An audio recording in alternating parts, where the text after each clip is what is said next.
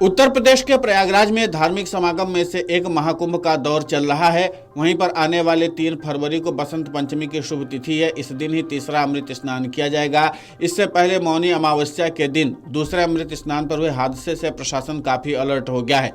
इसे देखते हुए व्यवस्थाएं काफी कड़ी की जा रही हैं। आज 2 फरवरी से ही बसंत पंचमी की तिथि शुरू हो गई है। इसकी वजह से बीते शनिवार शाम से लोग संगम में दर्शन करने के लिए पहुंचने लगे हैं। बताया जा रहा है कि बसंत पंचमी पर तीसरा अमृत स्नान किया जाएगा। रविवार से बसंत पंचमी पर स्नान शुरू हो जाएगा। इसके अलावा अवकाश भी है। ऐसे में रविवार और सोमवार को एक बार फिर आस्था का जन सैलाब उमड़ने की उम्मीद है।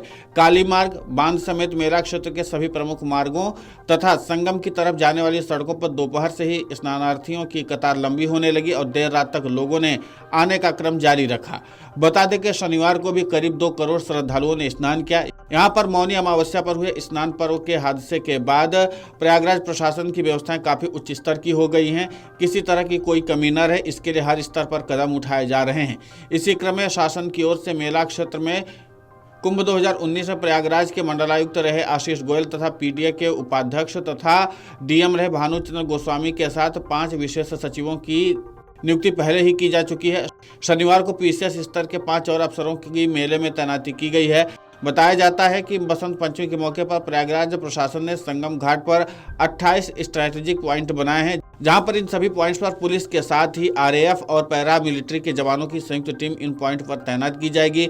मौनी अमावस्या पर हुए हादसे को देखते हुए निर्णय लिया गया है। 28 स्ट्रेटेजिक पॉइंट उन स्थानों पर बनाए गए हैं जो भीड़ के लिहाज से काफ़ी संवेदनशील हैं। इसके अलावा लोगों से अपील की गई कि भीड़ न बढ़ाएं और स्नान करने आराम से जाएं। कहा गया कि स्नान के बाद तुरंत श्रद्धालुओं को घाट छोड़ने को कहा जाए।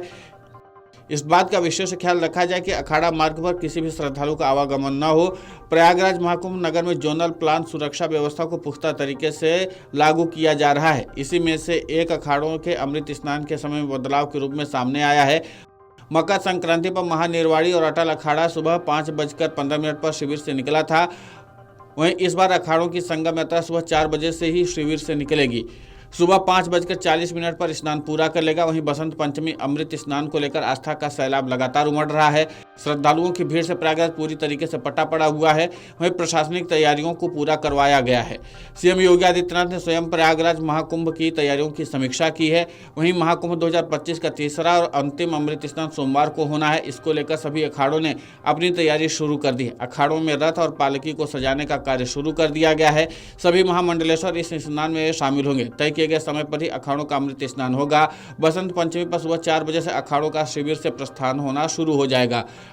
मौनी अमावस्या पर हुए हादसे को देखते हुए अखाड़ों ने प्रतीकात्मक स्नान किया था। हालांकि बसंत पंचमी के मौके पर उल्लास दिखाई देगा। निरंजनी अखाड़े में श्री महंत रविंद्रपुरी, सचिव राम रतन गिरी ने मिलकर स्नान की तैयारियों को पूरा किया है। जूना अखाड़े की छावनी में महंत हरिगिरी, अध्यक्ष महंत प्रेमगिरी, महंत नारायण गिरी ने मिलकर महामंडलेश्वर के क्रम पर विस्तार से चर्चा की।